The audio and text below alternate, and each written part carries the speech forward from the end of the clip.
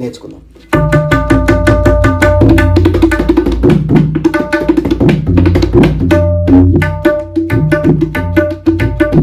కొంచెం స్పీడ్గా వాయిస్తే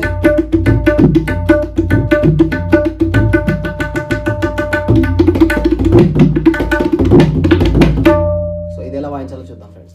దా దా దా దా దా దా దా దా. కొంచెం బేస్లో మాడ్యులేషన్ చూడండి.